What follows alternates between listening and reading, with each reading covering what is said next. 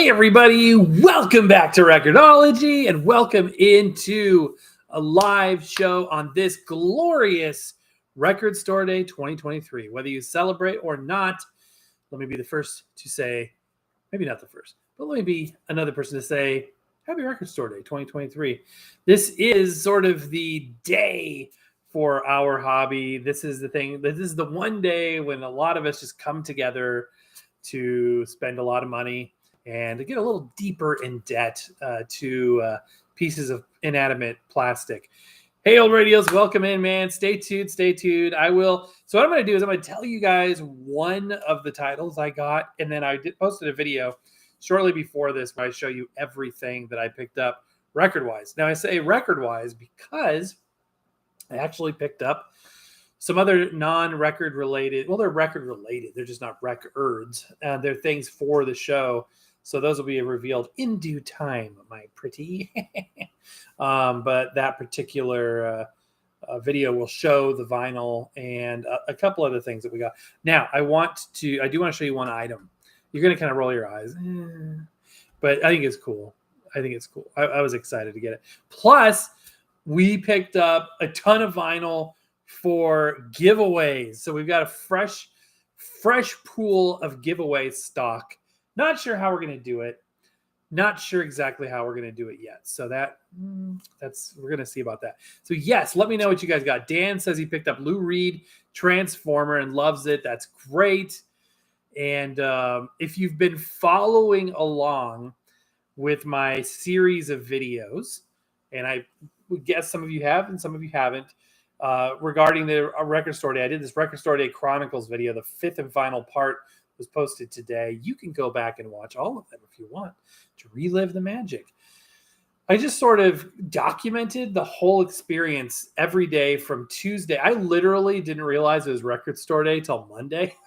I know. Isn't that terrible? Like Record-ology is like a large part of my life. And you would think that the number one day for vinyl and record collecting and all that stuff would be kind of on the calendar, but it snuck up on me. I knew it was coming, but I didn't know how close it was. Somebody commented on Monday and they're like, hey, what are you getting for Record Store Day? I'm like, Record Store Day? That's a good question.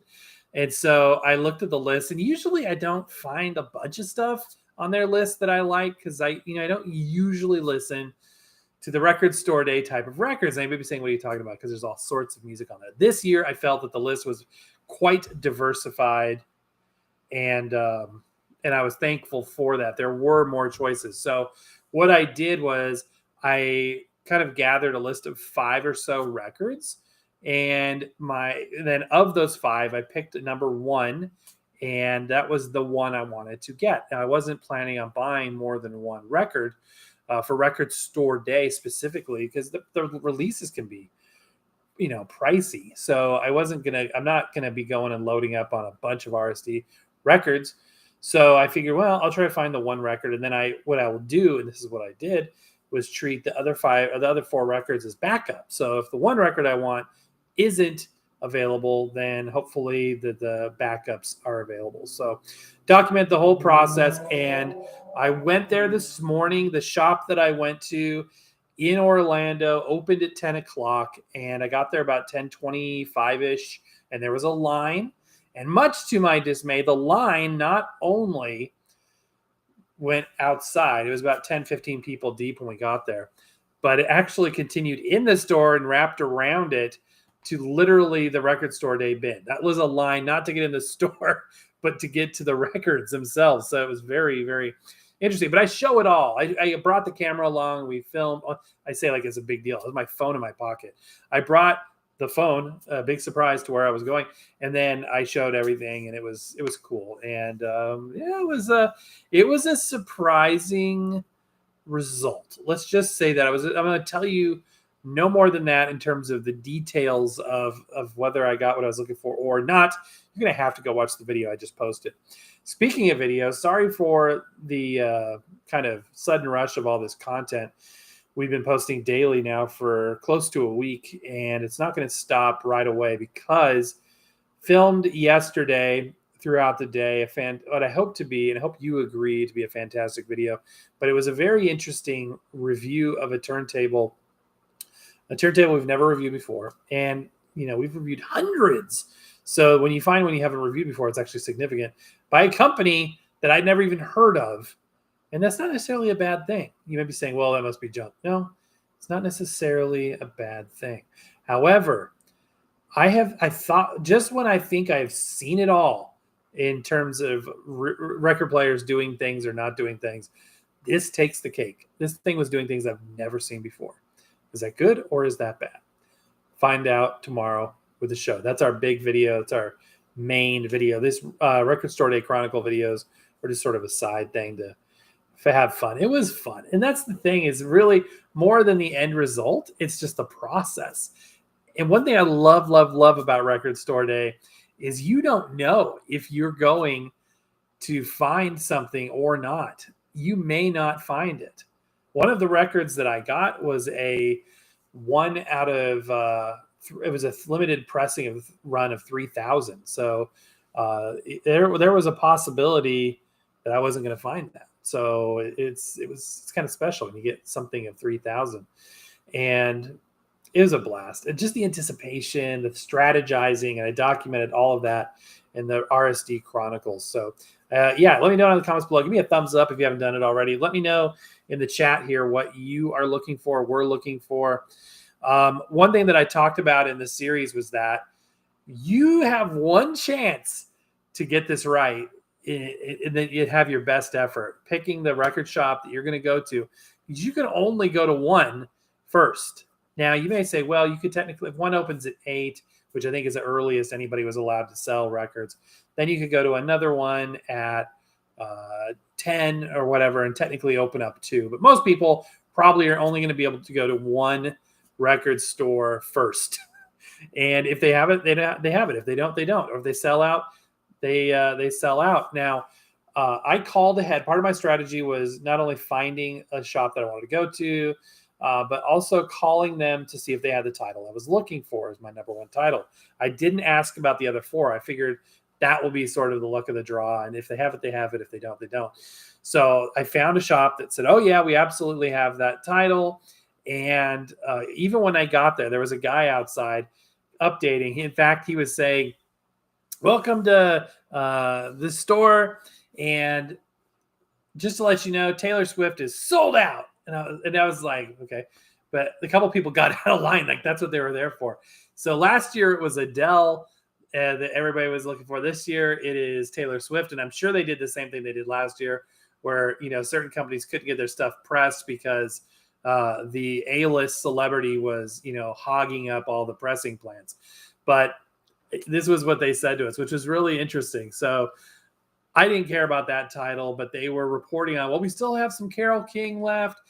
We don't have any Elvis and all these things. So he was kind of like, and I was saying, well, do you have this? Do you have that? And the title I was looking for, he's like, we have 3. And that was still when there was 10 people in front of me in line just to get to the door, and probably another 20, 25 or more inside the store before we got to the record. So did this title make it, or did the copies last until I could snag one? Again, you have to watch that show I just posted a while ago to find out. Let me get caught up on some comments here. Joe says nothing RSD related though, and I picked up some non-RSD stuff. I'm going to show you one of the things I picked up. In fact, it's new. I'm going to open it with you here on the show. It's not that exciting, but it's something. I am going to show you all the records that I got in due time. I'm showing you the Record Store Day stuff in the video today. The giveaway stuff, not sure if I'm going to show that as a show. Maybe we'll do. I'm not sure how that's going to be done yet. I'm not sure how that's going to be done yet. But we did pick up a big stack of giveaways. Radios, I have some stuff related to RSD. That's cool. Yeah, I've got like a couple turntables and things. I did not get any RSD turntable exclusives this year. I know there was going to be another iteration of the 3-inch record player from Crosley with the Doors exclusive and the Doors records, but I'm not a huge Doors fan. I don't dislike them. I just, I wouldn't even say I'm a greatest hits fan. I like a couple of their songs. You know what I mean? So yeah, that's I wasn't like really into finding that. Plus, 3-inch record players, they're cool. They're a novelty and nothing more than a novelty. It's never going to be a format for the sound quality. It's never going to be, even if they have magnetic cartridges, even if they get the players performing a little better. The wow and flutter's still, horrendous overall. It's a cool novelty. I have 3-inch record players. I don't need a single one more unless something drastic happens with their design. This was the original RSD style from 2019 with the gray plastic. It looks like a mini 1200. And it just happens to be stamped with some Doors stuff on it. UTP 216. I missed out on Bish at the bank. Last copy was in another's hands. Oh, no. It felt when you got up to the bin, you see all the people behind you in line. I felt them looking like over my shoulder. What's he got there? What's he getting? I hoped he'd put it back in the bin, but he bought it. I passed over one of the titles I ended up getting, and then I was like, you know what? I'm going to grab that. And I felt like, ooh, I wonder if I ruined somebody's day back there. There were people storming out of there when we first got, this is BS, man. And I don't know why or why. It's probably they called. Yeah, we have it. They come right down and it's not there, would be my guess. But it's luck of the draw. And it works brilliantly to get people in the door. That's the point, is record store day. It's record store day, not record day. The point is bait people to come in by giving them, something exclusive or unique. And it works. People show up. It's cool. Now, if you haven't been, I would say not now. I'd say tomorrow, starting tomorrow, it's all going to be leftovers. And there are leftovers quite often. Are they the titles you want? Probably if you wanted Taylor Swift, I doubt they'll be leftover because that was a very popular title. But we'll see. We'll see. I'm going to actually go tomorrow, not because I didn't get what I wanted. Did I get what I want? Check out the show. But because I never turned down an excuse to go record hunting, and I wanted to kind of see what some of the leftovers were, to see about some of those other B-list titles that I was interested in. Older years, but they're over 10 years old. Interesting. Anthony says, I recently got a Purple exclusive Prince Purple Rain album at Target, cut from a 2017 remaster. That's awesome. I love the Target and Walmart exclusives and the colored pressings and stuff. And I watched recently a Channel 33 video where he goes to, I didn't realize he's Canadian, but he goes down into the States I also didn't realize there was no Walmart in Canada. Is that the case? I figured they're all over the world. Anyway, he goes down to the States and says, you know what, I'm going to check out Target and Walmart for their exclusive vinyl, and to debunk the myth maybe, or to confirm it, that their vinyl is garbage. And I'm like, first of all, I didn't realize anybody thought Walmart or Target vinyl was garbage. Like, why would people think that? Why would people think that those records are any different? Just because they're sold. Kind of reminds me of shampoo. Paul Mitchell shampoo. This bottle of shampoo is only guaranteed if it's bought at a salon. If you buy it at a grocery store, it's not guaranteed. It's a counterfeit. And you say to yourself, are there people really counterfeiting Paul Mitchell? I actually researched that once. I'm like, come on, wait a minute. Turns out people were diluting them at one point, but I wonder how widespread that really was. Or is this just a gimmick to get you to pay $50 for a bottle of shampoo? I don't think it's probably as widespread as that. For records, I really, really, really doubt there's somebody with a record pressing plant that's pressing popular record titles in cool colors and just nefariously making them crappy pressings for some reason to fool us. I just don't think that's the case. Or that Walmart has a plan. Some people have this inherent distrust in corporations or well-known brands or things that are popular. I don't quite get that. But anyway, he bought the record. He didn't necessarily feel that way. I don't want to put words in his mouth. But it was a topic that he was acknowledging, and he was going to check them out. And he ended up liking them. He thought they were great. And that's the way I feel, too. I think they're great. But it's always struck me as a weird thing when people think that, if you buy a record from a Walmart, it would be inferior. So anyway, it was cool, and he liked them, and so do I. So that's cool. I'm glad you found an exclusive. Some of my favorite records are Walmart and Target exclusives. Anthony says, I still want an original Prince Purple Rain LP to compare it to. And if you do that, you know what you ought to do, Anthony? You ought to get the picture disc, because that's a popular picture disc. You see that a lot at Walmart, actually. Check it out. I still want to do a show about how much worse do picture discs really sound from a non-picture disc version of the same record. Because the picture discs that I have, and actually, speaking of picture discs, I'll show you a Record Store Day record. This was a RSD 2022 release. I don't think they sound bad. I don't think they sound bad at all. I mean, they sound fantastic. Super high fidelity. Even records that I'm very familiar with, like Michael Jackson's Bad. I got a picture disc of Bad, and it is sounds wonderful. Okay, so this is RSD 2022. It's Devo, and it's a picture disc. This is a fun record. It's got the hype sticker on there. I love hype stickers.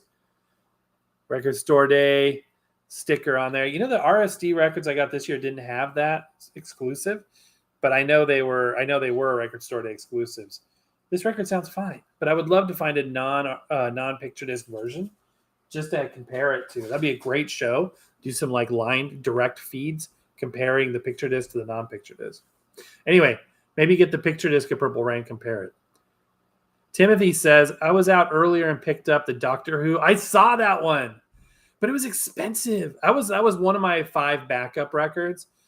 And yeah, that was like $47. It was a little bit much for me, given my level of Doctor Who fandom. I'm not like a huge Doctor Who fan, mostly because I just haven't watched much. Most of what I watched was back in like the late 80s on PBS. My first thought wasn't, I need the music to this. But, it was something that I think that as I gracefully age deeper and deeper into my 40s, that I would find that enjoyable and interesting and something to find. So if it was like a 1995 or maybe even a 24.95, I might have picked it up. But $50 on that, I passed on. Was that what yours was? And Everly Brothers Greatest Hits. I didn't see that on the list. Interesting. Old Radio says, right now I'm patiently waiting for my belts for my Fisher tape deck. Isn't that tough when you want to fix or finish a project and you're like, I have to wait for it? Timothy says, I walked to the store. There wasn't enough space to search all the records just because everybody's clamoring around. Old Radio says, I realized the Bluetooth on the Mac G5 wasn't the audio type Bluetooth. Like on head. Oh, so was it voice only? Or was it just for accessories? That's interesting. Tony says, have you ever bought off eBay? Yes, I have. I have bought off eBay before. I got a lot of the hard to find or particular versions of Patsy Cline records that I was trying to collect off of eBay because the chances of running across them in the wild were very low. So yes, I have bought, and I've had overall pretty good luck with it. I know that some people have had issues, but I've had pretty good luck. I also bought Doobie Brothers Greatest Hits. Sometimes I just want a record and I don't want to wait to find it in the wild. I just want it, so I'll just buy it. And you can get used record prices, pretty reasonable on eBay. I've done that a lot. I still haven't bought off Discogs yet. They stormed out. Yeah. So we're just standing there in line, and this guy's like, hey, it's effed up, man. It's BS. And it's like storm. I was like, okay. And my guess is that, he just didn't have what he wanted. Timothy says, I would say any record can be inferior based on how down the line they were pressed. There's a whole, Timothy, we bring up a great point. There is a whole thing about, and this was a sort of a mind-blowing thought. Somebody raised this to me or brought this topic up to me, and I'm like, that's a good point. They said, if you had a newly pressed copy of a record, let's say The Doors' Greatest Hits, the first thing that came to mind, I don't know why. And let's say there was an original, like 1970 pressing of the same record, just as an example. With the original pressing, assuming it hadn't been worn, maybe it was new and maybe it was never opened, maybe it was a sealed copy.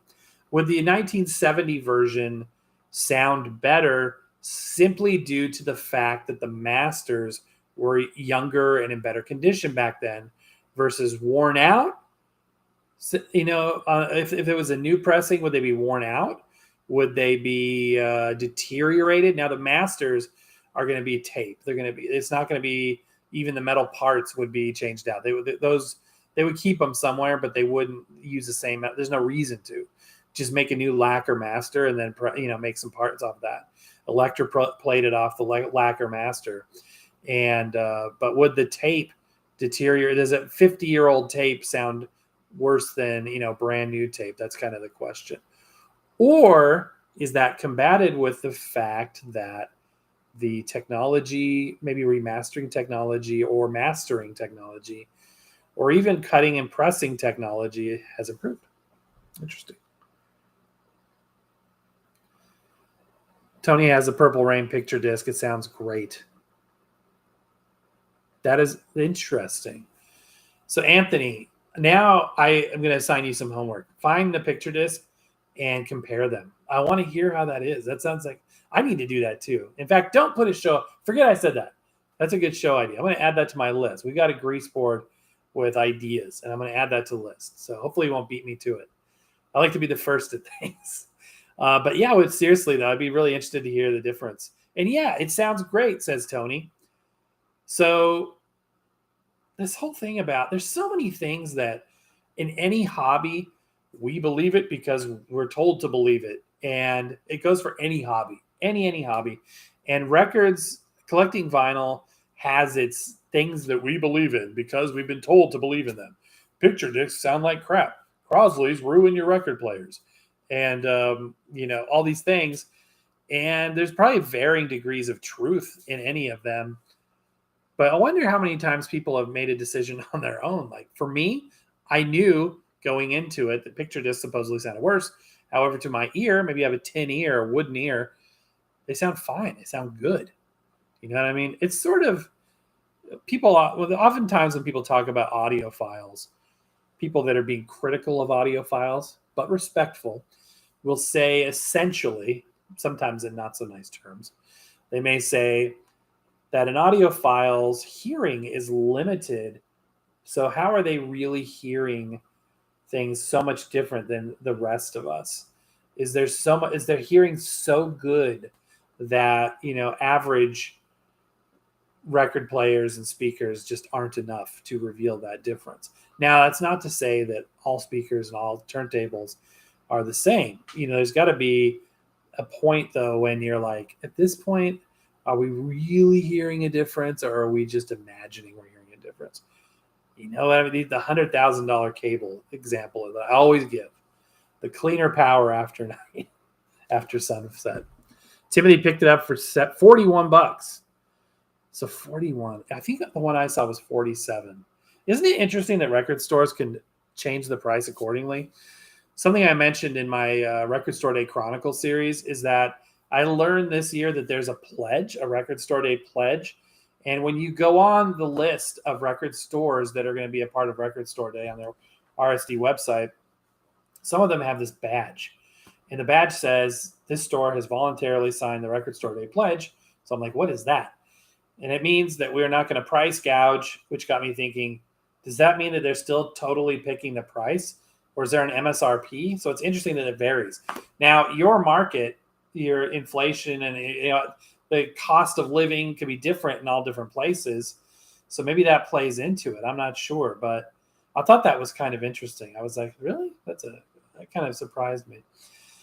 But yeah, they have to sign that they're not going to hold stock, sell it online. They're going to act in the spirit of Record Store Day, being kind to people and stuff. So it was fun. It was cool going in the store and they were like, happy Record Store Day. Everybody's like greeting each other. It was like a real holiday. I guess it is a holiday for us. It's a lot of fun. And like I said at the beginning of the video before anybody jumped on, whether you celebrate or not, happy Record Store Day to you. So what did I get? I got, again, a few things, and I showed a couple of them, 2-3 of them on the video. A couple of them I didn't. One thing that I got, I guess I should show you before I open it, that is probably not a huge surprise to folks, is I got the soundtrack to Star Trek Generations.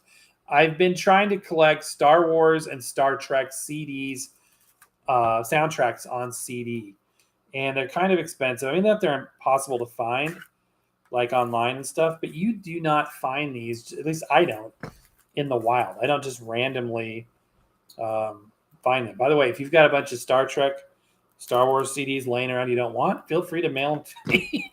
I give you a huge shout out and a thank you. But I love Star Trek and I love the music from Star Trek.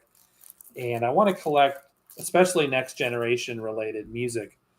I've really gotten into next generation. I've got this crisis going on right now internally because Picard season 3 just wrapped up on Paramount Plus.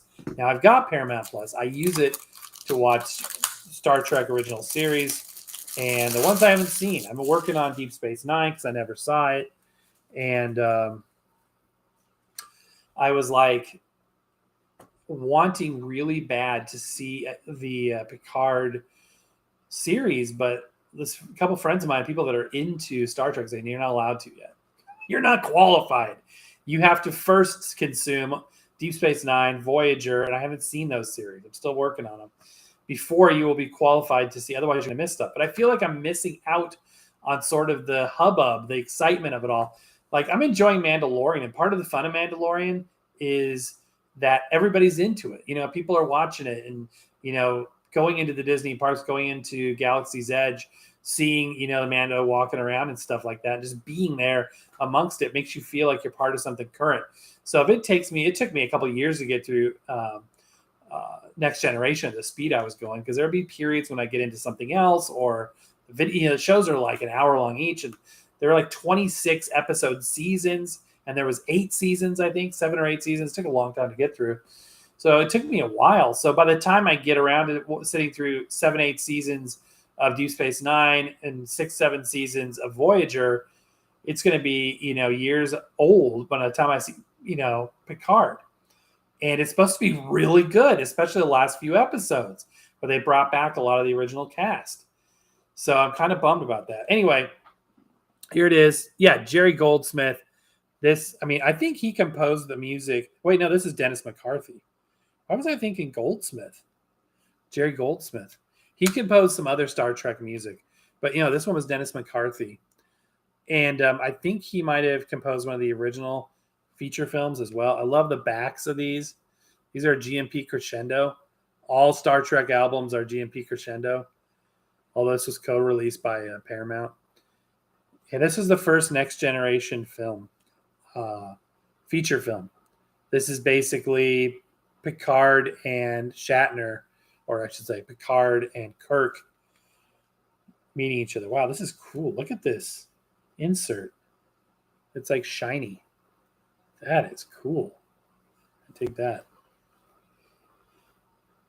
It's a good movie. People rag on this movie. I think it's pretty good. Okay.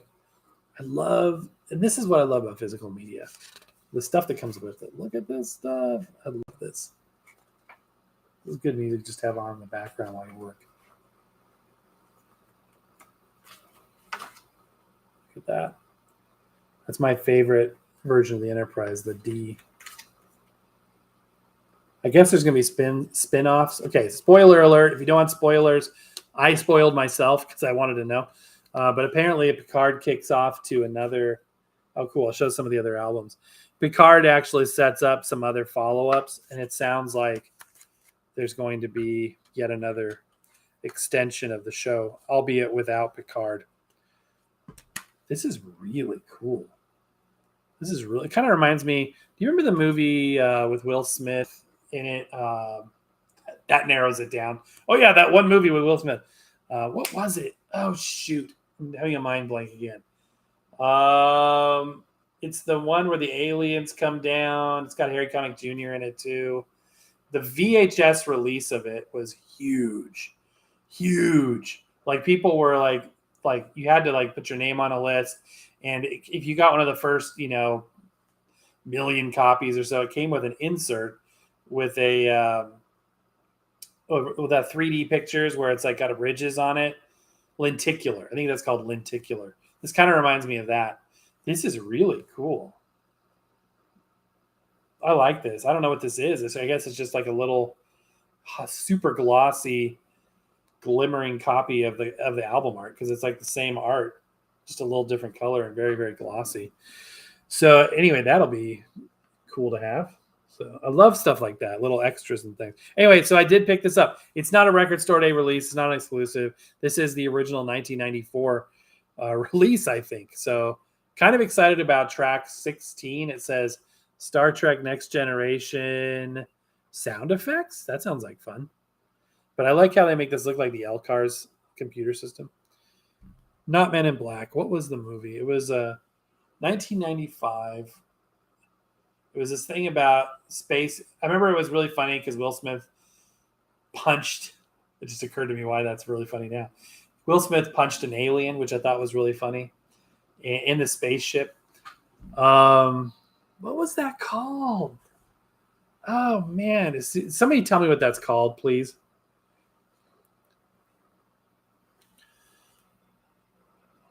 Jerry Goldsmith. Yeah, Jerry Goldsmith did other Star Trek stuff for sure.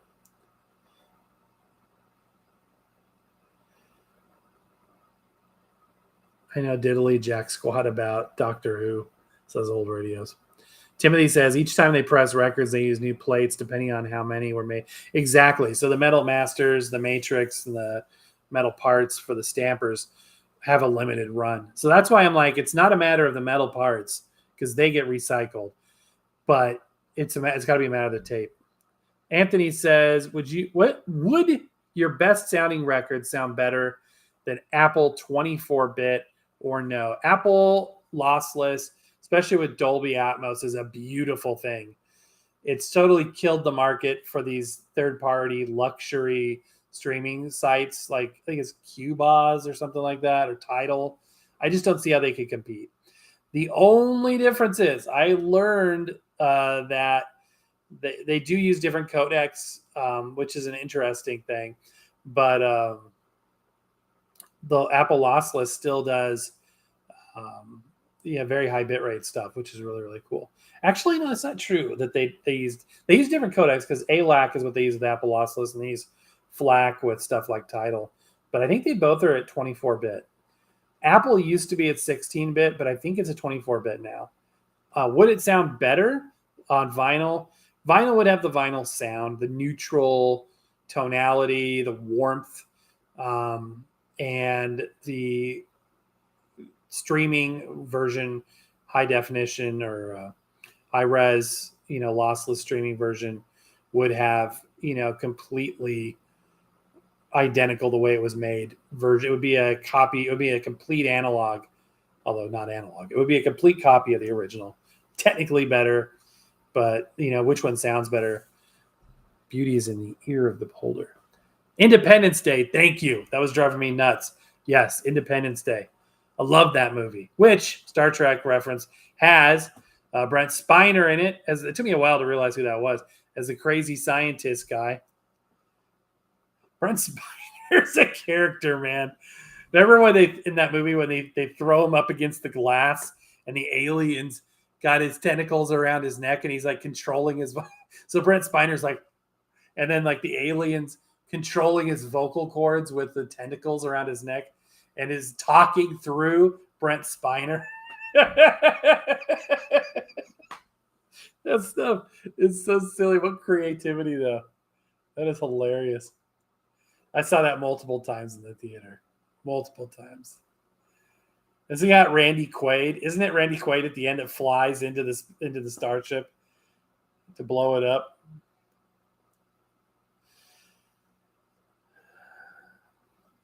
Louis says, I start daughter the last year in record collecting. She's 16. That's cool and loves it.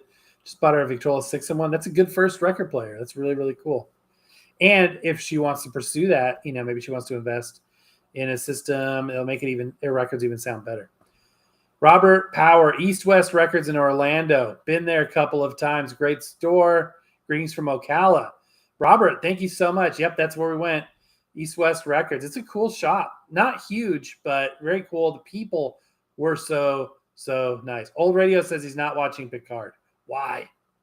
Are you waiting? Are you just not interested? Do you not want it to be? My brother is like, don't watch Picard. And I'm like, why? He's a Star Trek fanatic too. He's like, it's made by people who hate Star Trek. I'm like, what? He's like, they're writing it literally in a way that suggests that they hate Star Trek. And I'm like, I kind of get what he's saying, because it's like people can ruin a franchise. And when people do reinterpretations or sequels, the material is sort of prone to that possibility, I would say. I did watch episode 1, season 1. I did sneak in and watch it. I don't want to wait for all of it. I don't want to wait. You know what I mean? It's going to be years till I get around to it. Like, I don't want to watch it now. I might start working on them during, after I get through. I have 2 more episodes of Mando season 3 to watch. I know they're all out, but at least I think they're all out. I'm stuck on, I haven't got a chance to watch the last 2 episodes. Season 3 of Mando has been fantastic. It's just so good. It is so, so, so good. It's so well produced. It's so slick. His music is amazing. What's amazing about the music of Mando, and I've got the Mando 2 soundtrack on picture disc from Disney, is that it's the Star Wars music that doesn't sound like the original Star Wars music. There's every once in a while there's a cue to John Williams' score, but mostly it's not. It's not just rehashed John Williams stuff. Completely different. Completely different. They invented instruments and stuff to give it a really kind of, what's the terminology? A new, fresh sound is what I'm going to say. So, yeah, I kind of want to jump into Picard really bad. I might have to do that. Do I think that digitally mastered exclusive vinyl records from Walmart and Target sound better than the analog originals? Okay, so Anthony, are you talking about why people think that Walmart records sound like trash? Which a lot of, like I was saying earlier, some people think that, and Channel 33 investigated that. He ended up liking the records. I don't know if I would say. First of all, I haven't had a ton especially not the analog originals to compare them with, so it's hard to say. But I feel that if you take, and this might be controversial, this might be hearkening back to the whole controversy over the last few months of digital records. First of all, I don't think somebody should say something is analog when it's digital in terms of mastering. I believe in truth at all times. So if it's truth in advertising, 100%. But that being said, if it's a digital master and then it's pressed to vinyl, I don't necessarily think that's a bad idea. I don't think that's bad. I think you can still get vinyl and obviously analog sound. People need to remember that there's misconceptions about digital. First of all, any sound you hear is analog. So if it's digitally mastered or analog mastered, if it's a vinyl record or a tape, it's analog. It's all analog, 100% analog. It's not digital anymore.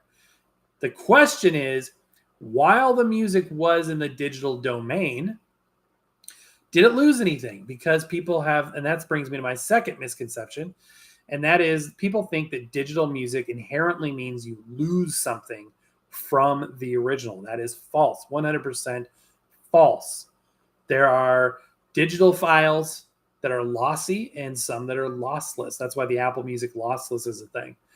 Because if it's an MP3 or it's streaming or anything on YouTube, everything you're hearing from me now is being transmitted and compressed in a compressed digital format and then reconstructed on your device and then played back in analog to you.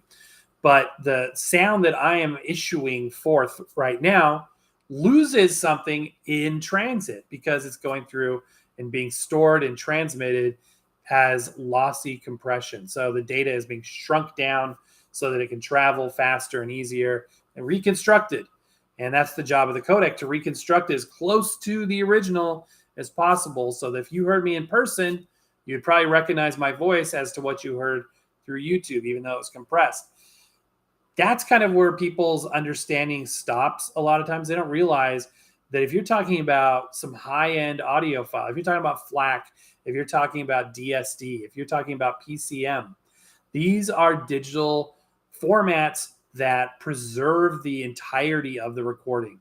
They are lossless. There's no loss. They're huge files, and that's the downside, but they're lossless.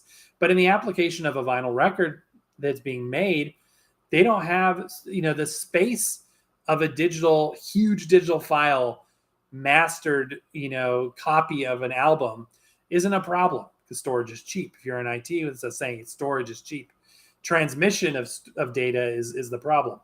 You could take like a 50 gig DSD file of an album, and if it's sitting on your computer or whatever servers they're using, they don't care that it's a big fat file. It's fine.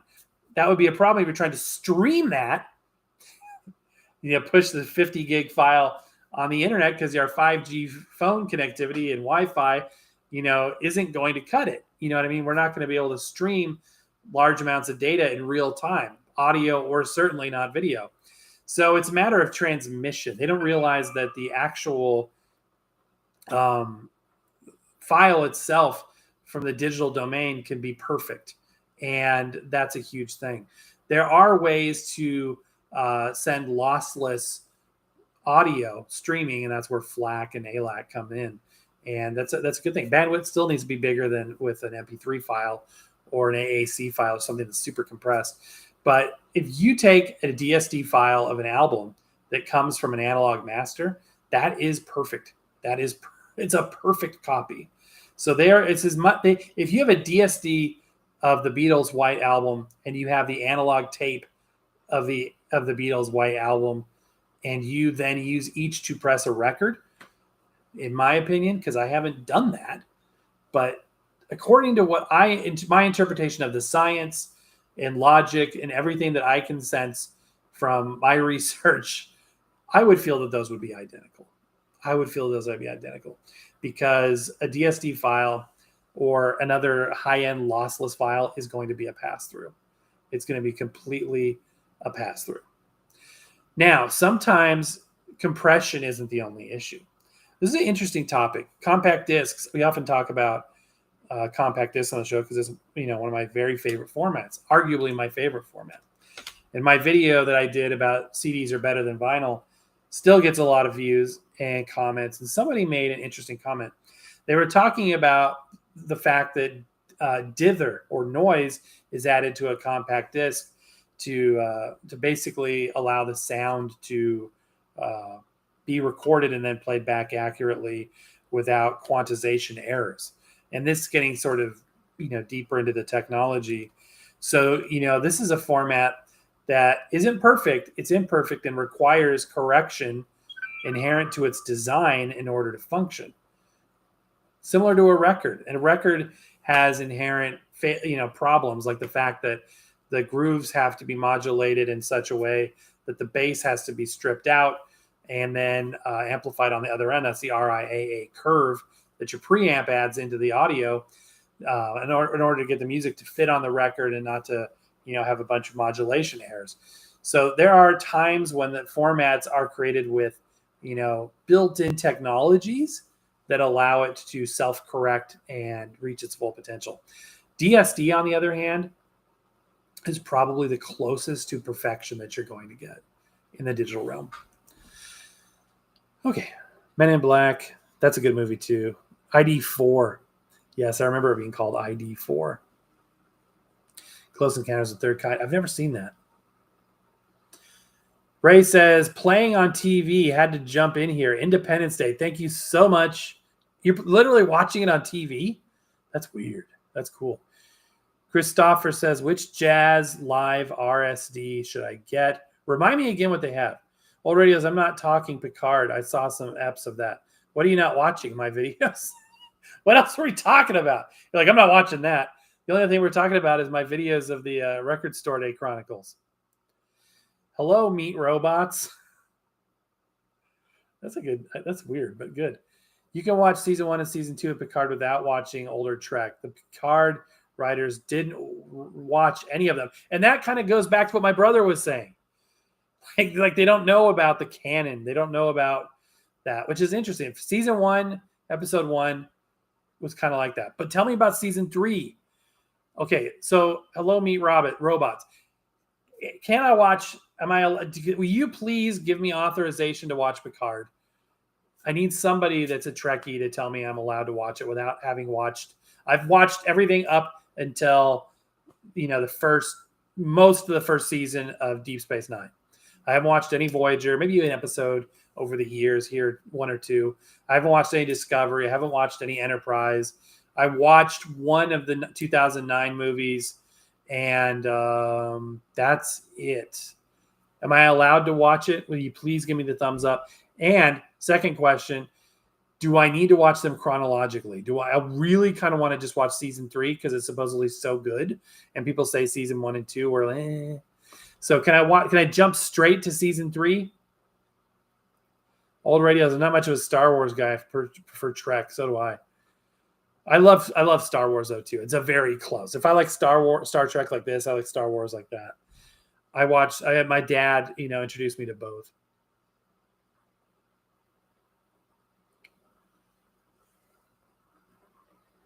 Digilogue. Yeah, that's interesting stuff. That's another show topic too. I need to add that to the list. DAT tapes. That's also an interest. I'm, trying to avoid DAT. I'm trying to avoid Laserdisc. Retro Records, great store as well. Got to visit there when you have a chance. Okay, I'll check that out. Thanks for the tip.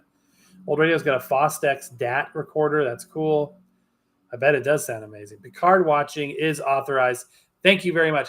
And do I need to watch season 1 and 2 before I watch season 3? Thank you very, very much for the authorization. I really appreciate that. It's almost worth making you a moderator over that. I really appreciate that. Vinyl Countdown in New Plymouth, New Zealand is the best store around, says Carl. Welcome in, by the way. You know what? The store that always seems like blow my mind is Amoeba Music in LA. It's so, the pictures of it's like this cavernous thing. If you haven't seen pictures of the inside of Amoeba, look it up. It's something else. I've never seen anything quite like that. The most impressive store I ever went to, and I didn't do a lot of record shopping, even in the first couple of years of this channel, because I wasn't like going to be buying new vinyl. It's so expensive. You know what I mean? The whole thing was shopping on a budget, and it still is, doing vinyl on a budget. So, going and buying, $100 worth of new vinyl just wasn't going to happen. So I didn't even really go there first. I was just going to thrift stores and antique stores were kind of the higher end for me, because they would charge $20 for a record that should be $2. So really thrift stores were my, and the free bin at 2nd and Charles, may it rest in peace. They've discontinued it because people were throwing stuff away in there. They're ruining it for everybody else. And there's no 2nd and Charles down here. They have Books A Million, which is the same company, but I've been into 2 Books A Million so far, and neither one had any music. I was like, thanks. Vinyl Countdown in New Plymouth. I have to check that out if I'm ever in New Zealand. New Zealand is like the popular place to go and visit if you haven't done so already. So tell me, let's talk about Record Store Day. What are you guys looking for? What did you find? What didn't you find? How was the experience? This is my second Record Store Day in 6 years of doing this channel. We passed over the 6-year mark recently. I felt that it was more fun this year because I had things I was looking for. Last year, I went down to a record store in Castle Rock, Colorado, because we were living in Denver at the time. And it was, I didn't have anything on. I looked through the list briefly and I was like, there's nothing I really have to have here. And I ended up buying Devo, and I actually got the other one right here. My pop and rock section is within arm's reach, which is weird because it's not like the stuff I reach for the most. What was the other one I got? I just actually listened to it the other day. This was the other record store release I got last year. It was a Madonna record, and I'm not a huge Madonna fan, but this is a single, actually. All of my 12-inch singles are Madonna for some reason, but it's a cool pressing on this gorgeous red vinyl. Cherry red. Looks great. So I bought that, and I bought the Devo picture disc, mostly just to have something to have bought. I wanted to participate, you know what I mean? I wanted to participate. But it wasn't like, and there was a Patsy Cline release for Record Store Day back in 2019, before I, was doing Record Store Day, before I was, interested in Patsy Cline. And now that record sells online for hundreds. Now I have that music elsewhere, but I would totally pick it up. But at this point, I've never come across it for a decent price. So yeah, these were my 2 Record Store Day 2022 finds. It was fun. It was really packed. And I remember everybody just talking about, oh yeah, Adele ruined it because they shut down all the other vinyl pressing for this. This year, though, I felt was more enjoyable. The shop was better. The people were nicer there. By the way, everybody in Florida is nicer than the people in Colorado. Been coming down here for a long time, and it's just always been that way. It's always been that way. They're just everywhere you go. People now there's jerks anywhere you go. There's exceptions, but the average kindness of people here is people talk to you. They're nice. They're even in the record shops, which isn't a place that I would necessarily think, oh, that's where super nice people go, or the other way around. It's just like kind of neutral. But here, even the record shop people were friendly. And I was like, wow, just people are friendly. And I enjoyed it. It was a great experience. Browsing, and people were wishing each other happy Record Store Day. It was just fun. It was just a blast. RSD was yesterday in New Zealand. Oh, really? Picked up the new Pearl Jam Gateway or Giveaway album. Awesome. Anthony says, have you ever listened to DSD files or MoFi and you still prefer PCM? I see, and that's just it. That's just it. I'm talking about the science and the technology side of things without the opportunity to really compare them side by side with you guys. And I want to do that so we can demonstrate the quality and then make an adjustment, to our thinking in real time, if that's the case, or confirm things. I think let's experiment. Stephen was listening to Elton John. That's awesome.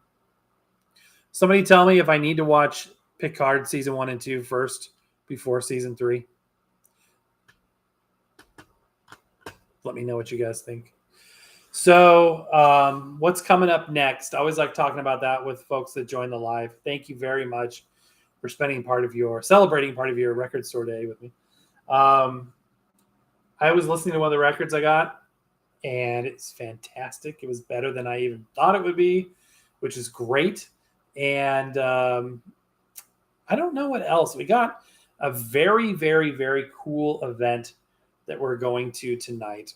And you may be seeing clips or, details about that on my wife's channel. And by the way, if you haven't joined over there, it's Rain's Place, at Rain's Place. And let me go ahead and put a link in the comment thread there.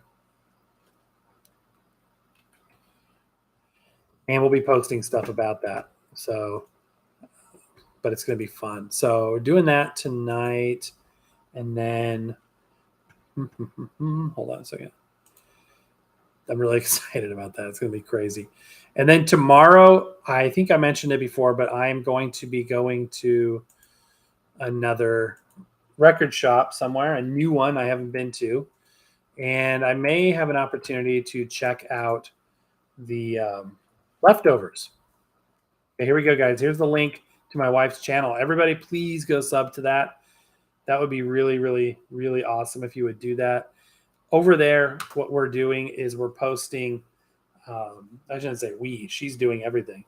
Posting footage of nature, of wild animals, sort of our not necessarily record-related Florida experience as we just kind of have fun here. And somebody asked me, why did you move to Florida? So we're both Colorado natives, and we did everything there is to do there. Everything. I read an article that they're shutting down Bandimere Speedway, which is the racetrack, the drag racing track. It was one of the funnest things to do in the summertime there. That is now being shut down. We used to have a, what's that restaurant with all the animals and stuff? The wildlife. It's like what is that?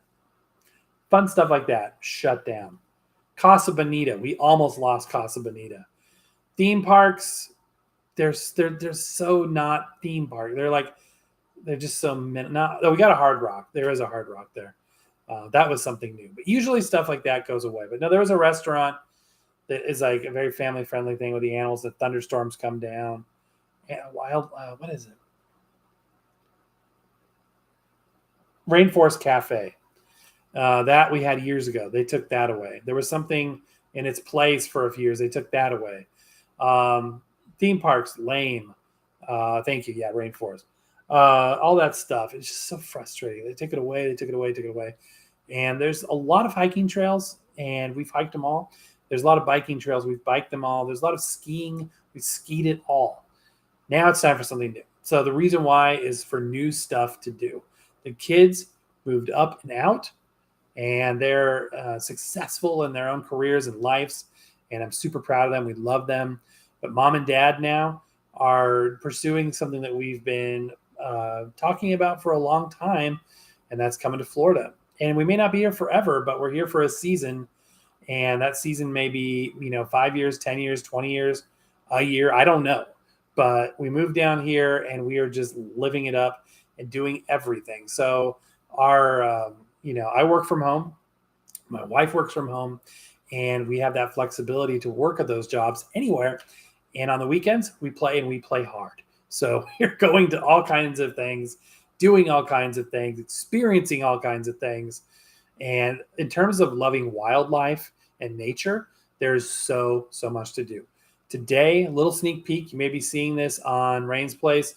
We went on a hike in a nature preserve. It was just fantastic. The wild animals there that, are not the same wild animals that I've been, looking at for over 40 years in Colorado. Just new stuff, something new. Neither of us had lived outside of the Denver metro area our entire lives. So we wanted to do something new and different. You know what I mean? I want to be somebody who has lived in a different town and experienced something completely different. Colorado will always be home. But at the same time, this was our opportunity to spread our wings and try something new outside of just traveling places, but to really be a local. You know what I mean? So it's been a blast so far. And I know it's not a perfect place. No place is a perfect place. But let me just say this, and this kind of sums it up. It's like 25 degrees in Colorado with snow today. It's about 80 degrees here. Actually, more like 85. Sunshine, palm trees. Now, depending on what your norm is, you may crave the other. You know what I mean? You may want snow if you've, been in a hot climate for a long time, and vice versa. But I've seen a lot of snow. And I love snow, especially around Christmas. But I also am excited and enjoying the warmth. There you go.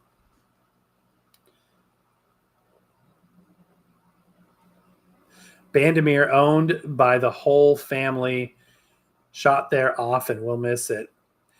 One of my first jobs in television broadcast was filming jet drag racing at Bandimere Speedway. And I'll never forget, they gave me the job of, I got a great job because it was hot that day. I'm just talking about how cold Colorado is. This is one of the few hot. This is like one of the 12 days when it's not freezing. And I was up in the building. There was a big building behind the starting line. And I got air-conditioned comfort, and I got to run the camera shot, looking down the drag. And I did so many races there, but this was especially fun. And I remember when we got to the drag racing part, or the jet drag racing. If you haven't seen jet drag racing in person, it is something else. You feel it. You don't hear it because your ears are just like, ah. You feel it in your chest. You feel the impact of those sound waves. It's like nothing you've experienced before. It's like nothing. And it doesn't sound, it's not the same kind of jet sound as they call it Thunder Mountain for a reason, okay? That's the nickname of Bandimere. May it rest in peace. Can't believe they're closing it down. Anyway, so on that first day, they lit the afterburners on those jet cars. And if you've ever seen jet drags, they hit the afterburner, and you hear this like boom, boom, and they kind of jolt forward up to the starting line. And every time they'd hit that afterburner, it was, basically consuming a large amount of fuel and emitting, 50 feet of flame out the back. and with it, a bunch of heat and a bunch of reverberated sound waves. Well, up in the building with big plate glass windows, they were flexing in. I'll never forget, the building shook like, and the windows would bow in. And I was like, I don't know, glass can bend that much. That was scary, but it was so fun. I was like, I'm getting paid to do this. Oh, that was fun. I was still in film school at the time. That was like, I was like fresh out of high school. That was so fun. I love that. That was like one of the, you ever had a moment where you're like, I can't believe I'm being paid to do this? That was one of those moments.